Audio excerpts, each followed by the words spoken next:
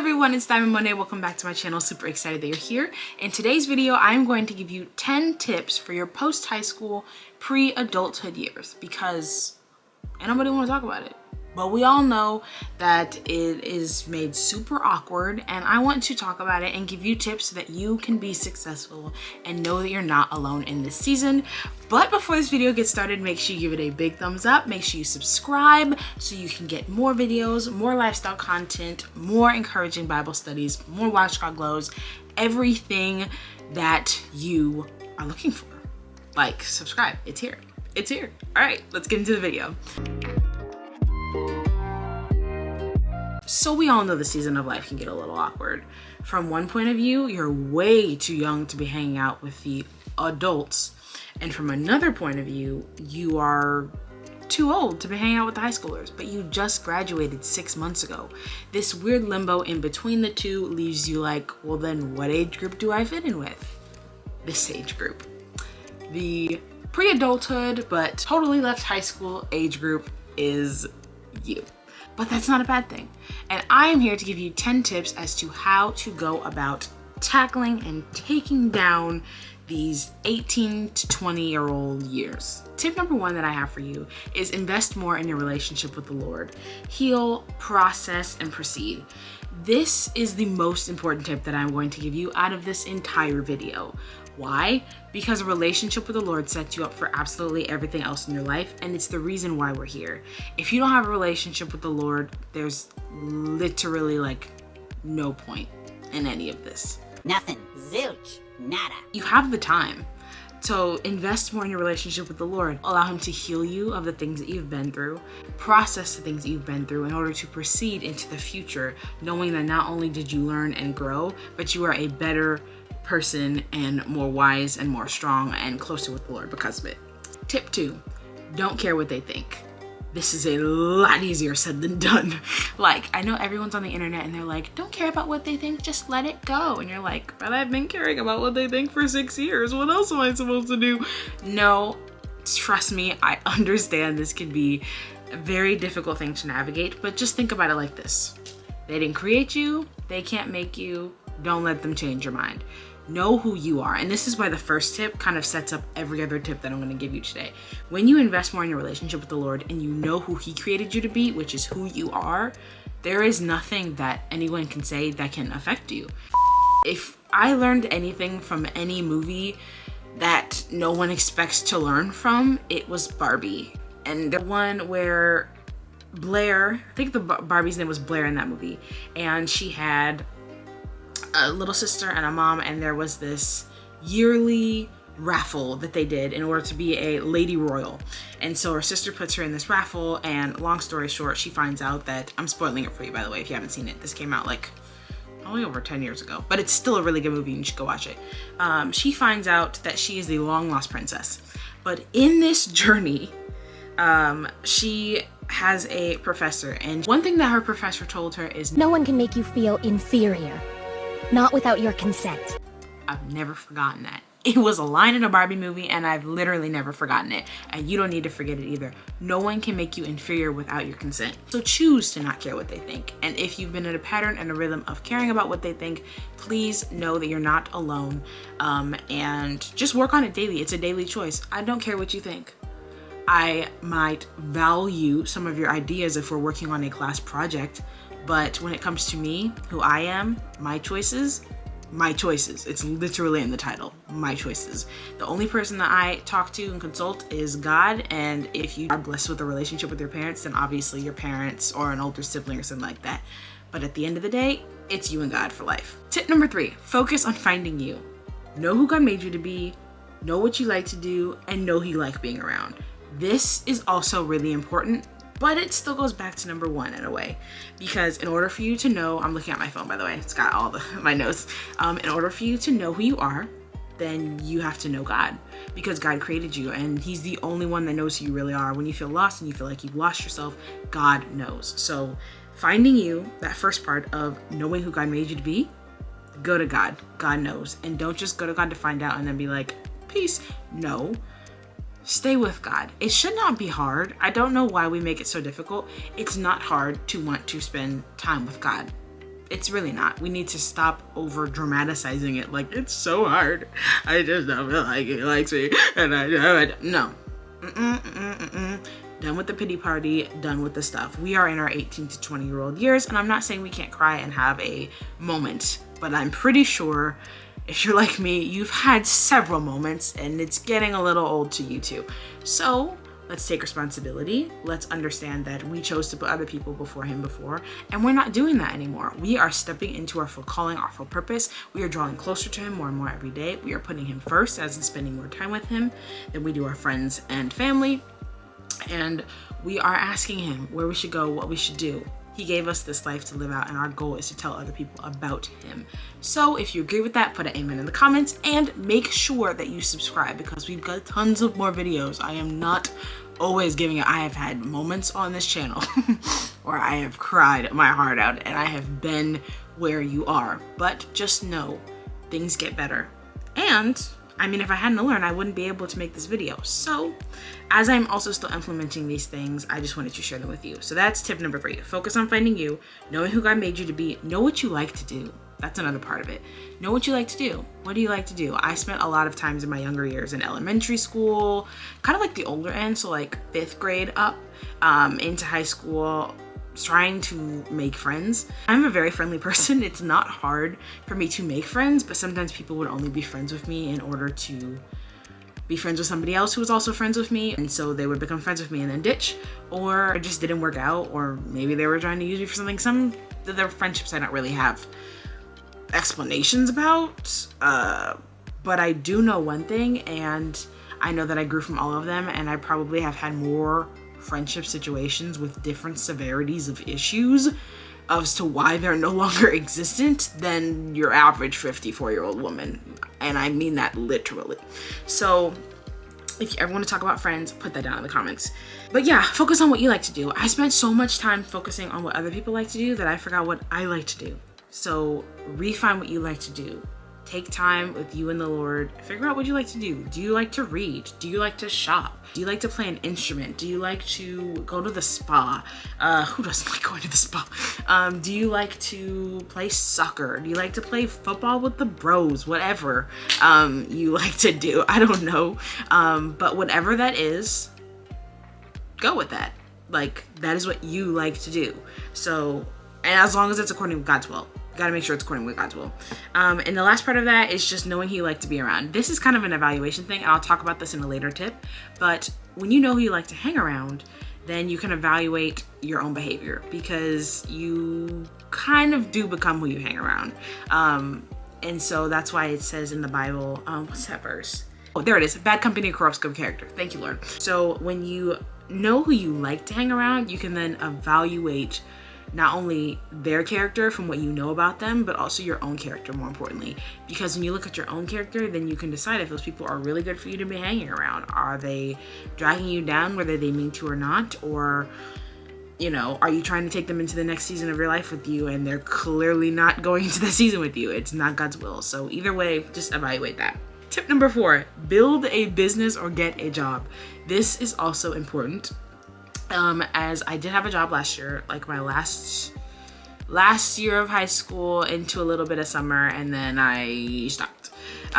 It just was not for me anymore, and so I've started working on building a business. Yes, and you guys will hear way more about that later. More business videos, more stuff to come, all the lifestyle content. Your girl is just going to start just giving. It is 2023. We ain't playing no more, okay? It's just important that you have something to do, because in a season where it doesn't feel like your friends from either age group want to hang out with you, or you're just kind of like, I don't know what to do with my time, being able to make some extra money, whether it's to a business or getting a job, is super cool and important. So find something that you like to do. Work at a pizza parlor.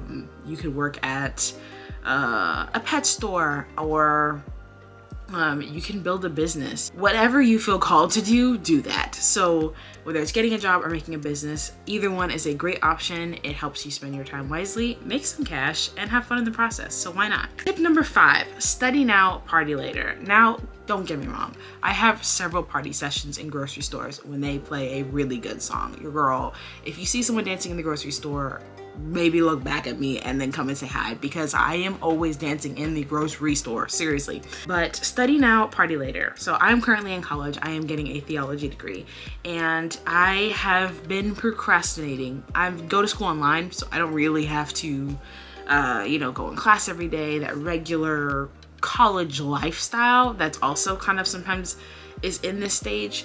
And I chose to stay home for a myriad of different reasons, but at the end of the day, it's the best option for me. And I think that in this study now, party later mindset, it's not saying that you can't have moments where you celebrate yourself and the success and the growth. Please do it. Do it and tell me on here so I can celebrate with you. But at the same time, it's putting yourself first by, if you are pursuing a degree, if you are going after a goal of getting some kind of license, real estate, anything like that, pursue it and put the work in now. The sooner you put the work in, then later you don't have to put as much work in, and eventually you'll get to party and go on vacations later and you won't even have to work anymore. And I'm talking about before retirement, or you can just retire early, but that also requires work now. So essentially, put yourself first by doing what God tells you to do, and then focusing on your studies to the point where you are pursuing it while also knowing how to relax, balance all of those emotions and things. Be wise as a serpent, gentle as a dove. Not everyone is your friend, and you just should be aware that not everyone is your friend. I don't know, that just came, the Lord wants you to know that. But at the end of the day, it's a very interesting balance of knowing how to study now and party later. But that's not saying you can't party along the way. And I'm not talking about drinking. I will never condone drinking on this channel. I am talking about celebrating the wins along the way while also studying and working hard to reach your dreams. Tip number 6, decide your non-negotiables. Now we are about to get very serious here. Non-negotiables. You have the time now where, because the younger kids are like, I don't want to hang out with you, you're old. And because the older kids are like, oh, you're so young, you don't know what you're doing yet. But I do. And if I don't, I'm figuring it out, okay? No, you are in a phase where perfectly puts you in a position to decide your non-negotiables. What's non-negotiable? Non-negotiables are things that you are going to stick with for the rest of your life. I'm not talking about cars or anything material. These are kind of moral based. So for instance, drinking or not drinking. I am committed to not drinking for the rest of my life. I never have drank, I never will drink. That is something that I made. And I've had that since childhood. In fact, my mom prayed that I would hate the smell of drinking, and I can smell alcohol from a mile away. I absolutely despise it. And that is a blessing within itself. But that is something that I've already decided, and that is something I'm keeping. It is a non-negotiable. I will never drink. That's something that's a non-negotiable for me.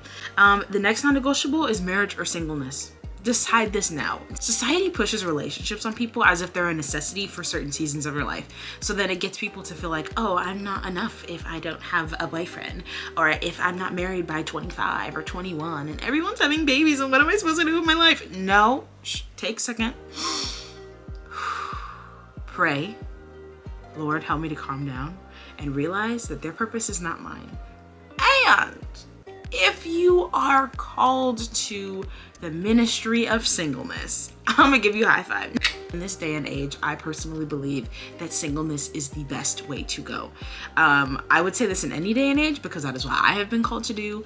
But there are several verses in the Bible that talk about the benefits of singleness, and it actually says in the Bible that there will be trials and issues and tough moments, specifically for people who are called to the ministry of marriage. So if you're called for that, then if you stay in God, you're built for that. Go you. Supporting you anyway. Please don't unsubscribe. But if you're called to the ministry of singleness, make sure you go subscribe to The Single Life Advocate. It is a new channel where we talk about the single life journey, the struggles, the benefits, successes, and daily life, everything in the life of a single girl living for the Lord. So make sure you subscribe because that channel is just continuing to grow, and it has been calling your name, so you should go subscribe right now. Anyway, but yeah, decide marriage or singleness. Do you feel called to the ministry of marriage? Marriage is a ministry, so it's not something that you have to do. Please know it's not something that you have to do. I might be the first person to tell you this. You do not have to get married. Now, I'm not talking about going around being promiscuous. I'm talking about single living for the Lord where that means no sex. You're not swinging in and out of relationships, but you're single, but you're not. No, this is not what I'm talking about. Single living for the Lord is committing your body, soul, and mind to the Lord, where you're able to just focus on you and the Lord and your relationship with him for the rest of your life without having a husband or wife and without going around sleeping with everybody. It's about keeping yourself for the Lord rather than keeping yourself for a husband. And if you're called to the ministry of marriage, decide now to wait for your wedding day to do those things like sex or kissing. It's a decision that you should make now because it is a non-negotiable. And when you make that non-negotiable, you stick with that non-negotiable. Tip number 7 is donate or sell what no longer serves you. This is something that I have been working on, and I'm looking at the huge pile of stuff that I have been going through and sorting through because this is my hashtag Poshmark Princess era. I am Poshmarking everything that no longer serves me, that is sellable, and I am moving forward into decluttering and reorganizing, and I am going to take you along that journey as I go through and start it and all that stuff. So I'm really excited about that.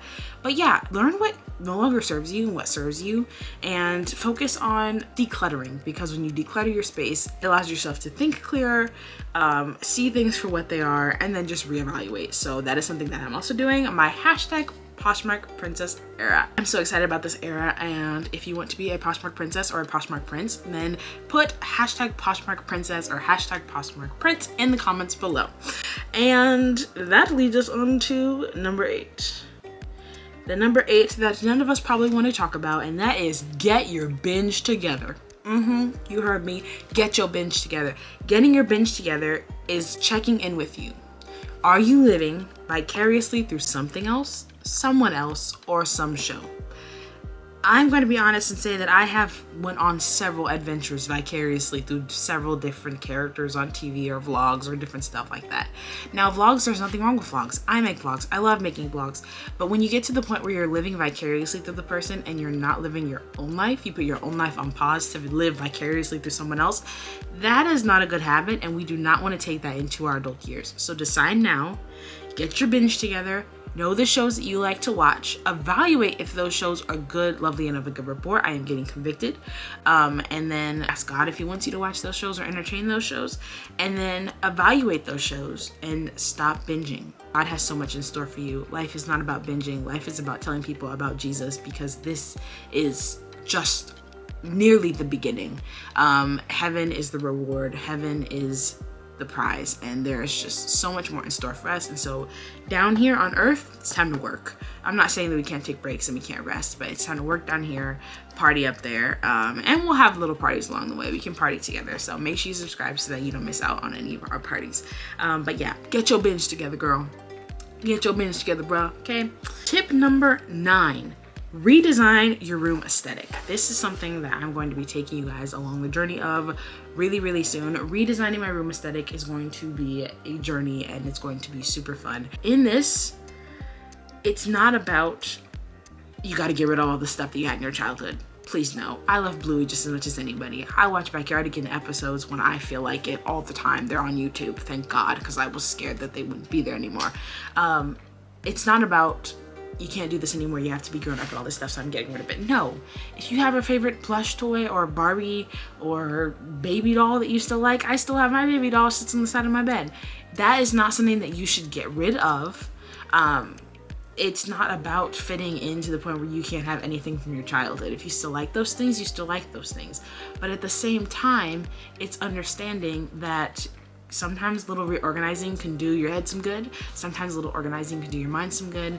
And sometimes it's just fun. So if you haven't already done it, consider redesigning your room aesthetic if that's what's needed, and don't get rid of all the childhood stuff just to try to fit it with somebody else. If you want to put it away in a bin for storage, just to save it for later, you just feel like you've outgrown it, go for it. But not because of other people, only because of you. Okay? Tip number 10 is reevaluate your social circle.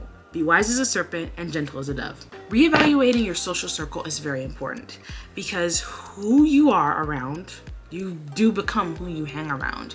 Not a carbon copy, but relatively close. There have been people that I have hung around in the past, and I've literally started to act exactly like them.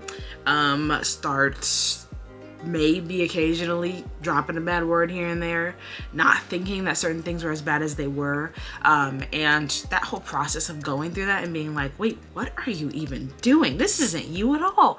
It was all because of the people that I was hanging around. And it would always be my mom who was like, you're acting like so-and-so. Or doesn't so-and-so say that? That's not you at all.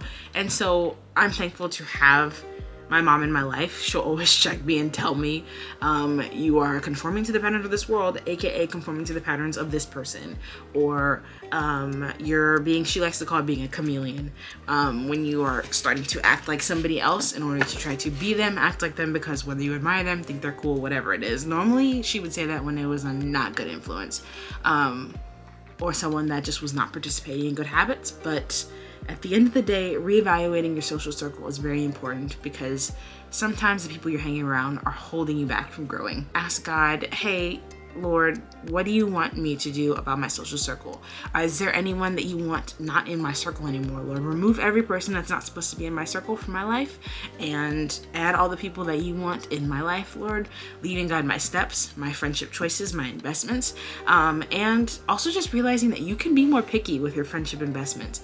You don't have to be in close relationship with every person around you. Like, it's good to have a good few. I feel like even with people that have tons of friends, it's always nice to have a good few. And you may be going through a season when you don't have a good few friends, but I'm hoping I can be one of your good few friends, and I will be praying with you that God will bring you your good few friends, just to do life with and to encourage you to have a relationship with the Lord. But yeah, your good few friends should be people that are going to push you towards your relationship with the Lord, and encourage you in your walk and walk alongside you in the seasons that they're called to. And yeah, don't spend time worrying. This is like tip number 11, but it's not really. Don't spend time worrying about how long your friends are going to be there, how long they're going to be in your life. Or am I going to be in their wedding? Like, come on. Just evaluate your choices and be wise as a serpent and gentle as a dove. Not everyone is your friend, and that's okay, because it's important that we have the right people in our life, not just anybody. You can have a whole circle of people, but if they're all the wrong people, it can really hinder your growth and your pursuing of your purpose, because we do become who we hang around. That's kind of all of my 10/11-ish tips for today, but I really hope that you enjoyed this video.